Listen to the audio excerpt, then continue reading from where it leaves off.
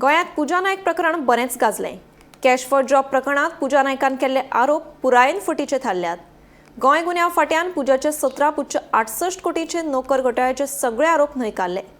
सरकारी अधिकाऱ्या आड तिच्या दाव्याक खंयच्याच पुराव्यांक आधार मेळना अशी माहिती SP क्रायम राहुल गुप्तान दिली। पळयात।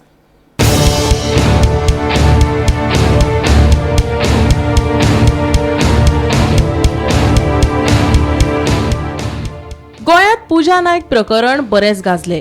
कॅश फॉर जॉब प्रकरणात पूजा नायकान केल्ले आरोप पुरायेन फटीचे थारल्यात।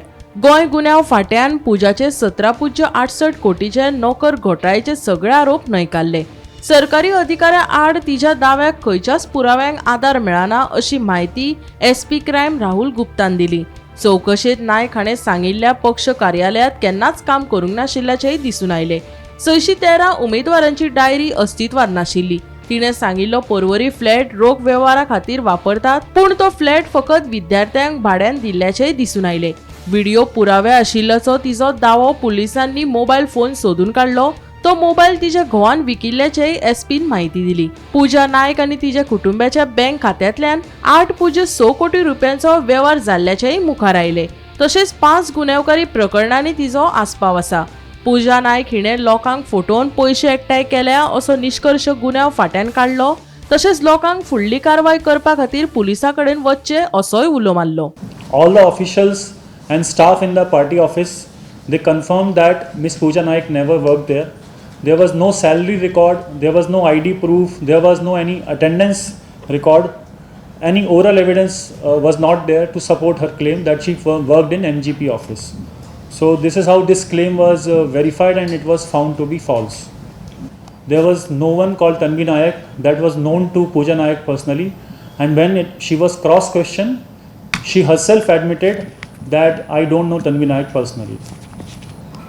Third allegation was that there was a flat which was converted into an office in PDA colony Porvorim. I had already mentioned about this fact earlier in my press conference. We tried to find this flat. We took Pooja Naik to this flat. She identified that this is the flat where this transaction used to happen. So we called the owner of the flat. We asked for all the tenant records, and it was very clearly established that in this flat only Indian hotel management students have ever lived, and owner denied anything that the flat was ever used by government officers. More than 3.5 crores transactions were there in Pooja Naik's accounts. More than 4.3 crores rupees of transactions were there in her husband's bank accounts, and more than 13 lakh rupees transactions were there in daughter's bank accounts. So in total, more than 8 crore rupees were transacted in this period in the bank accounts of the families. So after weeks of like almost three weeks have passed, we have done very detailed verification, and there is no material evidence against officers that she has named. But the findings surely indicate that Ms. Pooja Naik herself was involved in large-scale fraud, which is indicated from 5 cases which are registered against her, by collecting money from gullible job seekers and living a lavish lifestyle.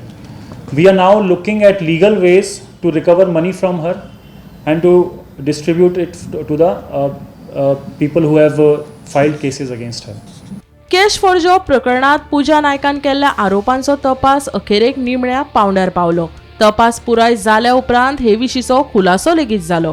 Cash for job स्कॅमात पूजा नायकान मंत्री Sudin Dhavalikar, IAS अधिकारी निखिल देसाय आनी भौशीक बांदकाम खात्याचो प्रधान मुख्य अभियंतो उत्तम पार्सेकार हांची नांवां घेतिल्ली। आपूण मोगोवपाच्या ऑफिसात कामाक आशिल्ले, थंय लेगीत आपणे पयशे घेवन नोकऱ्यो विकल्यात।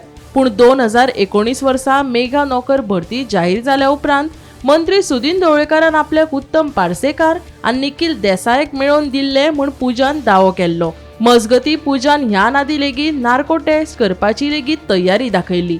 मंत्री सुदीन ढवळीकाराचे आनी हेरांचे नांव लेगीत घेतिल्ले, पूण प्रस्न उप्रासता तो इतल्या आत्मविश्वासात तिणे नांवां घेवपा फाटले मुखेल हेत कितें?